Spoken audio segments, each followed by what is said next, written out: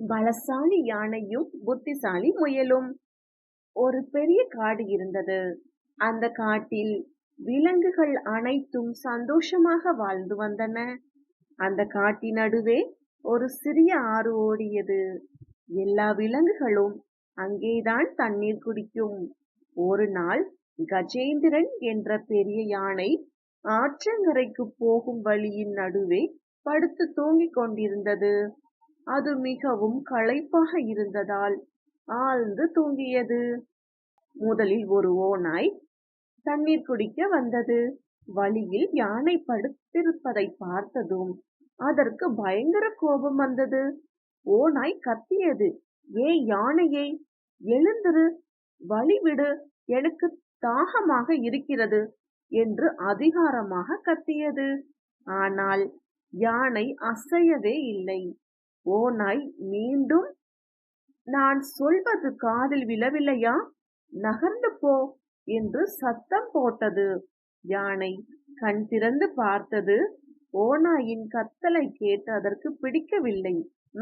தொந்தரவு செய்யாதே என்று சொல்லிவிட்டு மீண்டும் படுத்து கொண்டது. ஓநாய் பயந்து ஓடிவிட்டது. அடுத்து ஒரு குரங்கு வந்தது. அதுவும் யானையை பார்த்து, ஏய் பெரிய உடம்புக்காரா, எழுந்திரு, நீ படுத்தால் வேறு யாரும் போக முடியாதா என்று கிண்டலாக பேசியது. யானை காதை ஆட்டிக்கொண்டே, சத்தம் போடாமல் போ என்று விரட்டிவிட்டது. கடைசியாக ஒரு குட்டி முயல் வந்தது. அதற்கும் தாகமாக இருந்தது. ஆனால் அது ஓநாய் போலவோ குரங்கு போலவோ கத்தவில்லை. முயல் மெதுவாக யானையின் அருகில் சென்றது.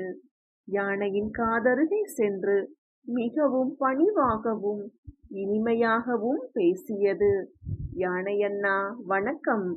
நீங்கள் இந்த காட்டிலேயே மிகவும் பெரியவர், அழகானவர்.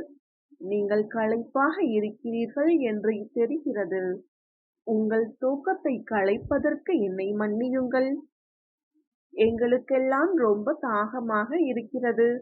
நீங்கள் கொஞ்சம் காலை மடக்கிக் கொண்டால் நாங்கள் சத்தம் போடாமல் போய் தண்ணீர் குடித்துவிட்டு வந்து விடுவோம் என்று நயம்படச் சொன்னது. இதை கேட்ட யானை கண் விழித்தது. முயலின் அன்பான பேச்சும் மரியாதையும் யானைக்கு மிகவும் பிடித்திருந்தது.